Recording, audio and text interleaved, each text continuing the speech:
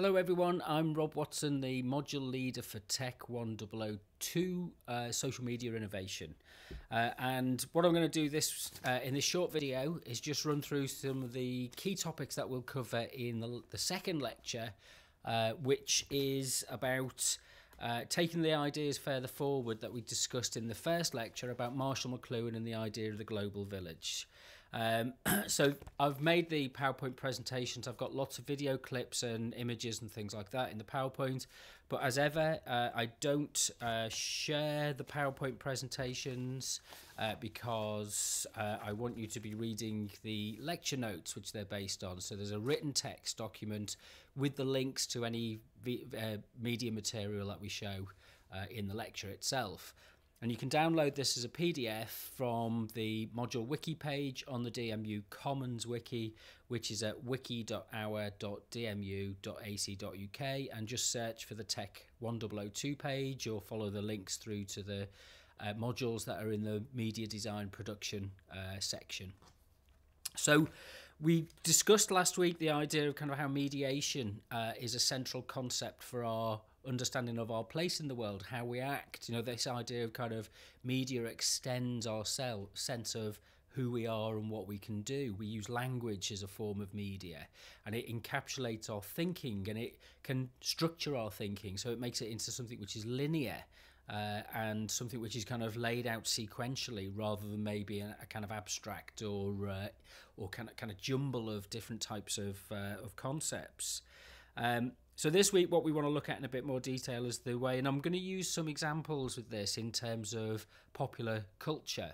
And what I'm going to do over the next couple of weeks is I'm going to use some examples of some kind of music that I kind of like, but it's also fairly representative of different epochs, periods of the mass media age, mass electronic communication age, so kind of television.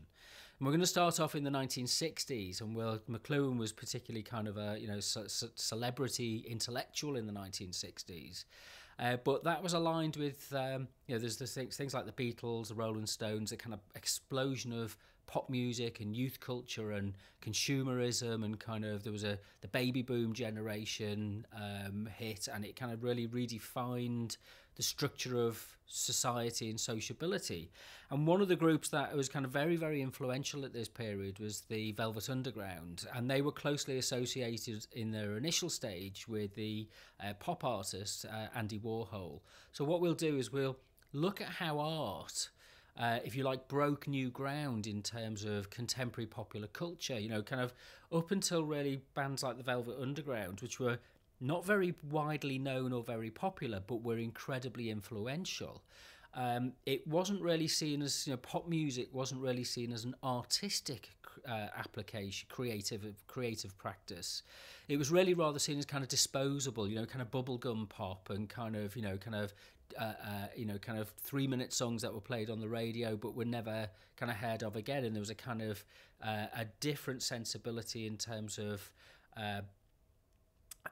how people evaluated music. And then you have a band like the Velvet Underground, which is kind of looking at the flip side of modern, contemporary, urban American life, and the kind of flip side of that kind of whole kind of consumer culture, the kind of homogenous kind of society, the kind of the nuclear family, those kind of things. It was kind of takes that idea, and Warhol in his art does this by kind of looking at the idea of the endlessly reproducible artwork. So he takes consumer products as the idea, and celebrities as the idea of his art and the inspiration for his ideas. And so you get the kind of the famous Campbell soup can and the kind of endlessly reproducible screen prints of Elizabeth Taylor and Marilyn Monroe and those kind of things. So we'll look at this kind of sets the context. And I think one of the things that's important for us to think about is that our media and our what is fashionable at any particular time in our media and our media practices doesn't come from nowhere. It's part of a scene. This is something that we'll raise in a few weeks' time. It's what Brian Eno, the music producer, talks about as being called, he calls it scenius. is that you don't just have people working in isolated individuals, kind of Picasso or kind of Renoir, or these people. Actually, they're part of a wider cultural scene, and there's lots of people that contribute to this scene. They might not get the fame and glory that the kind of celebrity artists do, but it's essential that they're there. And so kind of what we'll think about over the coming weeks is, what is your scene, and how does your media interactions inform what you produce and what you're into, and what kind of media products that you're going to make, whatever format that might come in, and new formats that are emerging. So we'll look a bit at the kind of background to the Velvet Underground. We'll look a bit at kind of the concept then of kind of globalization that McLuhan talked about, and mediation, and the kind of speed of communications.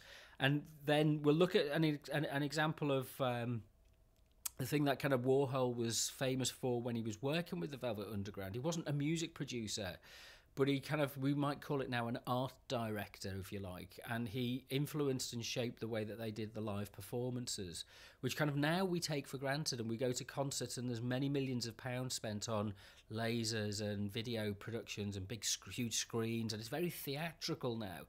That was unheard of in the mid-1960s, and this was something which was done as a kind of underground alternative art practice, which subsequently people have learnt from, and subsequently people have taken and used for different purposes. So there's quite a few video clips in this. It's a kind of hopefully a very relaxed, not quite as intense as the first lecture, but there's a kind of there's some useful, purposeful things. And then next week we'll move the debate, the discussion forward, and we'll look at another band, Roxy Music, which Brian Eno was a member of, and how they were influenced by art, by pop art, and kind of some of the sensibilities of 1970s kind of concentration, and again a kind of recycling of images of celebrity and kind of the glamour. That's the phrase I'm looking for, which is a big part of their appeal. Yes, the lecture notes will be posted up on. They are up on the DMU Commons wiki. This video will be up there as well, which you will know because you will be watching it, so it's there. If you've got any comments or thoughts or questions or anything about this, don't forget, go to talk.our.dmu.ac.uk. You can download a mobile app, look for Discourse on the App Store, or the Android equivalent for that, the Google Play Store, wherever it's called. And you can download that, and you just search for talk.our.dmu.ac.uk and use this to talk and chat about anything related to what you're interested in. But there's a thread there for the module TECH1002. Be useful to see, get as many of us on there as possible, chatting away about topics that we're interested in. So anyway, I'll see you at the lecture.